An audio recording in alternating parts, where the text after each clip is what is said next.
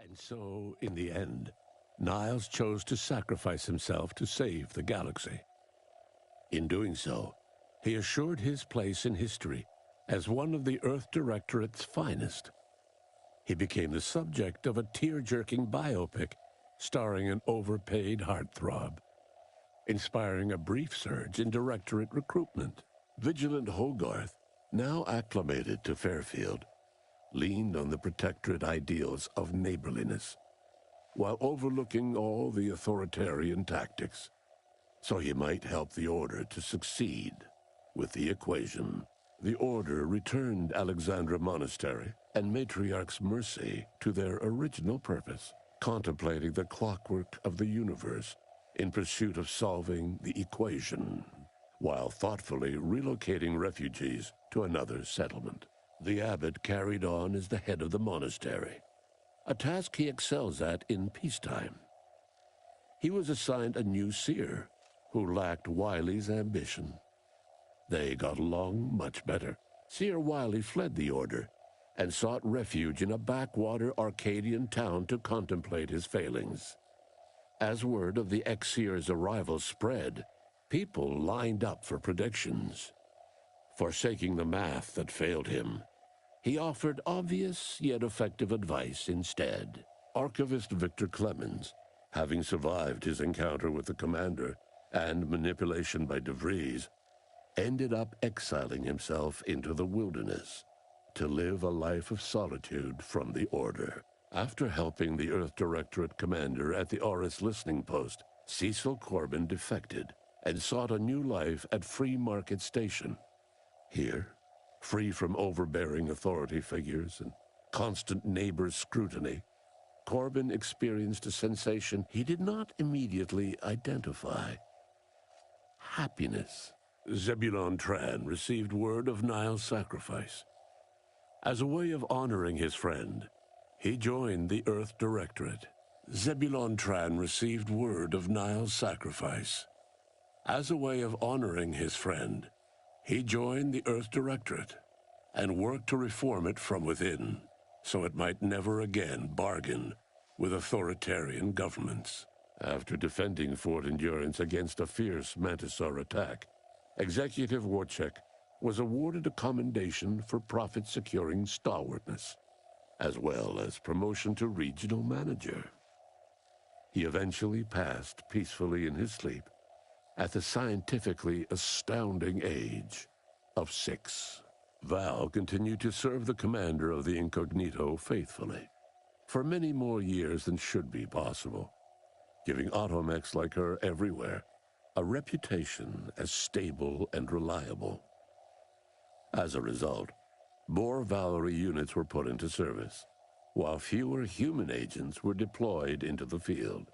Inez's convincing appeals to the press earned her clout in reforming Auntie's Choice's cruel grafting program. Yet it was a constant struggle, rife with red tape and pushback from program executives. This was Inez's new battle, one she would fight for the rest of her life. Utilizing what he learned alongside the commander, Tristan attempted to reform Protectorate society from within. But with no authority figure to lead its subjects, the Protectorate was a shell of its former self. After thoughtful cogitation and calculation, Marisol slowly began to reject violence as the sole method for eliminating random variables. Not coincidentally, her social calendar began filling up. Asa finally achieved her dream of dying in a rift. All it took was a daring and blood-soaked heist of a modulator to create a rift that she then summarily leapt into. Thus Asa remained a fanatical member of the Glorious Dawn, spreading the truth of the rifts to her final agonized breath. With full control of the archive and the modulator schematics in hand, the Order called upon all ascendants to collaborate in one purpose, that of rebuilding Arcadia. Ruth Bassar's leadership returned Arcadia to a thriving colony, free of the iron-fisted rule that had plagued it. Yet no great strides occurred in her lifetime, and she ultimately became a footnote in Appendix 17 of the Order's 111-volume annotated history of the universal equation. The audio logs on forbidden philosophism preserved by the Oracle Laureate at the commander's urging did not lead to a new Arcadian schism. A homegrown sect of philosophists flourished. They engaged in cordial debate with the scienticians, typically followed by post-debate cocktails. With the old ante dead, a new figurehead was needed to keep up appearances. Company execs fast-tracked auditions for a new ante, but it was too little, too late for the corporation's influence to recover, leaving it ripe for a hostile takeover. A grateful order bestowed the commander with an honorary academic position, equivalent to a laureate, despite the commander's lack of peer-reviewed published work. Adrift without firm leadership, Protectorate subjects struggled with post-war life.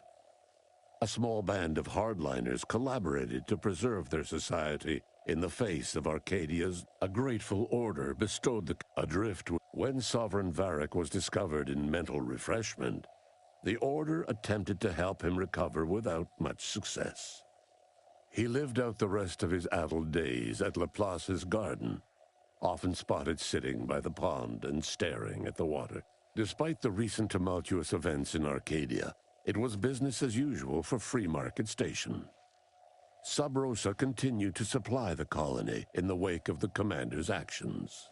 Unable to die in their sacred rift after it was closed, thanks to the Order's thoughtful planning, the rifts were all closed and all colonies in proximity to Arcadia were saved.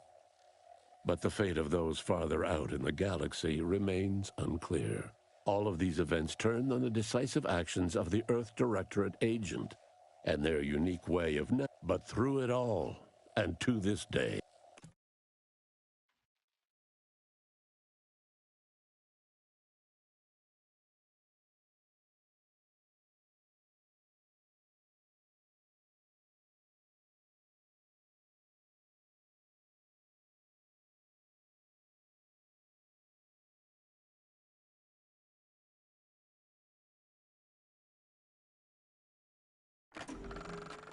Hey, congrats on... What can I do for you?